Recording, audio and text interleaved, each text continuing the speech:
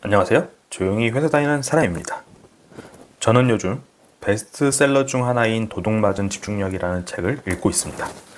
아직 50페이지도 채 읽지 않았지만 이미 너무 좋은 책인 것 같다는 느낌을 받고 있는데요. 프롤로그에 이런 말이 나옵니다. 개인 차원에서 산만함으로 가득 찬 삶은 훼손된 삶이다. 집중하지 못하면 이루고 싶은 일들을 이룰 수 없다. 요즘처럼 소셜미디어가 발달된 사회에서는 사람이 한 가지 일에 3분 이상 집중하기 어려운데 다른 일을 하다가 다시 집중하려면 평균 23분 정도가 걸린다는 사실이다. 이런 상황이 지속되면 내가 누구이고 무엇을 원하는지를 파악하는 능력이 망가진다. 우리는 자기 자신의 삶에서 길을 잃게 된다. 그리고 이런 말도 나옵니다.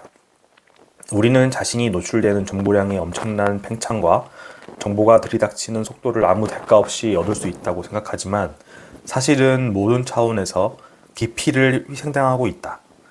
우리의 주의적 자원은 한정되어 있고 빠르게 소진되고 있다. 이런 사회에서 상류층은 주의력이 처한 위험을 매우 잘 인식해서 자신의 한계 내에서 살아갈 방법을 찾고 나머지 사회 구성원은 조종에 저항할 자원이 적어서 컴퓨터 속 세상에 살며 점점 더 남에게 조종되는 사회가 올 것이다. 여러분들이 제 유튜브를 봐주시면 저는 여러분들의 시간을 취하고 소정의 수익을 구글로부터 받습니다. 대강 이 책에서 하고자 하는 말이 무엇인지 감이 오시나요? 깊이 있는 사고를 하기 어렵게 만드는 정보의 홍수 속에서 자기의 주관을 갖고 살지 않으면 내가 무엇을 진정으로 원하는지 모른 채 남들에 의해 떠밀려 살아가게 된다는 말이라 생각합니다.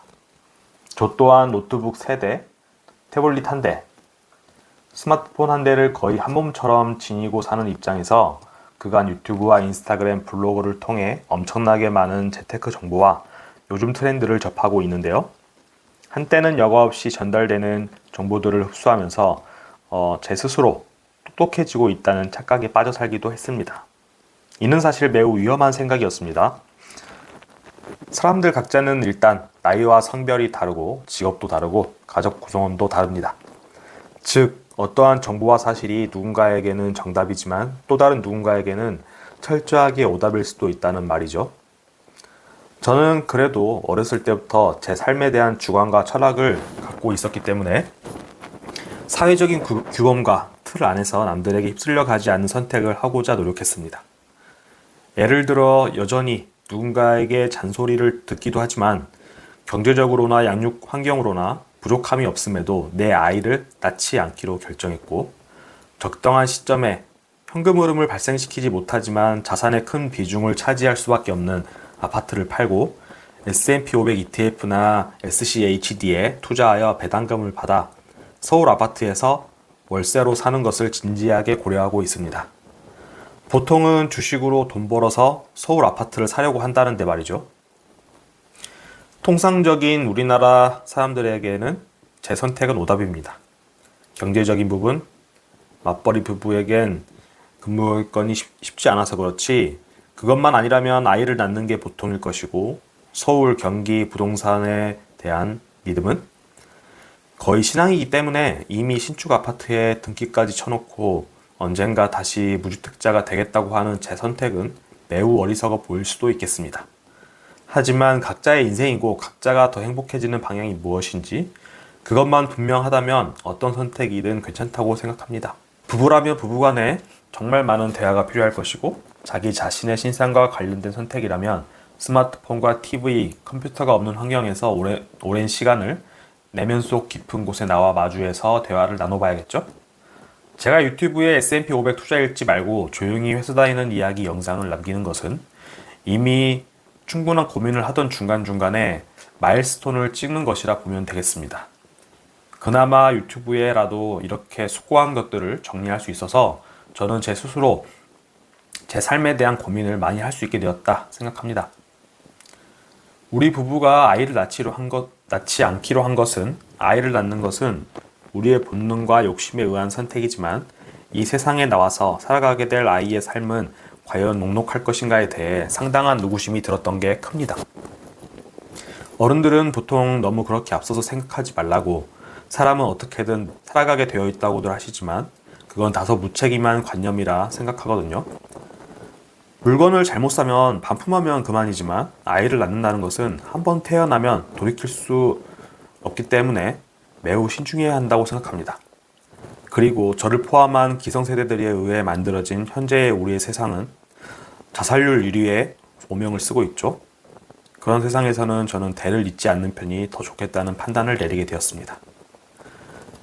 그리고 아파트에 대한 의구심이 계속해서 드는 이유는 석유, 천연가스, 철광석 같은 천연자원이 전무한 국가에서 수출로 경제를 부양함에도 아일랜드같이 기업하기 좋은 국가로 가기엔 조금 더 먼 길을 돌아갈 수밖에 없다는 생각이 들어서입니다. 또한 아무런 현금 창출 수단이 되지 못하면서도 단기간에 내수 경기 부양을 하기 위해 어쩔 수 없이 우리는 아파트를 지어야만 하고 제 부모님 뻘, 삼촌 뻘 되시는 40, 50대 베이비 부모 세대들에게는 아파트 그리고 부동산이 가장 큰 자산이자 노후 대책이라는 점도 저에게는 솔직히 리스크로 다가옵니다. 부동산은 가치 저장 수단이지 외화를 벌어올 수 있는 생산 수단이 아닙니다. 그런데 부동산에 치우쳐져 있는 관심은 국가적으로도 기업을 키워야 할 역량을 훼손하고 부동산 가치를 지키기 위해서 국력을 쓸 수밖에 없게 만듭니다. 원달러 환율을 보면 저는 더욱더 아파트를 팔고 미국 주식을 사 모으고 싶어집니다. 우리나라의 주요 수입 품목인 원유, 천연가스, 반도체는 달러로 거래됩니다. 달러는 세계 기축 통화이면서 미국을 기준으로 우리나라의 구매력을 생각해 볼 수도 있다 생각합니다. IMF 외환위기 때는 이 환율이 1,800원을 넘겼고 한동안 1,100원대를 유지하다가 코로나 이후로 1,300원대를 유지하다 이제는 1,400원을 목전에 두고 있습니다. 주유소 휘발유 값은 1,600원대가 보통인 것 같고요. 이런 현상에 대해서는 각자의 판단이 다를 테니 자기 주관에 맞게 결정해서 본인의 인생을 설계해 나가는 게 필요하다 생각하는데요. 전혀 이런 고민 없이 그냥 남들이 좋다는 대로 그저 흘러가는 대로 살다 보면 어느샌가 내가 사는 게 왜 이렇게 팍팍한지 깨달을 수 없게 될 것이며 평생 남과 나를 비교하면서 저 사람은 행복해 보이는데 왜 나는 불행할까 불평만 하면서 삶을 마감하게 될 수도 있습니다. 제가 생각하고 있는 것이 과연 정답일지 혹은 나중에 시간이 흘러 정말로 후회하게 될지는 모르겠지만 한 가지 확실한 것은 그저 다들 그렇게 사니까 떠밀려서 내 주관 없이 선택하고 나중에 후회하는 것보다는 스스로 심사숙고해서 스스로의 의지로 선택을 해보고 나서 후회하게 되는 쪽이 훨씬 더 후유증이 적을 거라 생각합니다. 아무튼 진짜 아파트를 팔고 미국 ETF에 투자한 뒤 서울에 월세로 살아가게 될지는 좀 더 고민을 해볼 거고요. 아무튼 인생의 큰 결정이니까요. 네, 그럼 오늘 영상도 봐주셔서 감사합니다.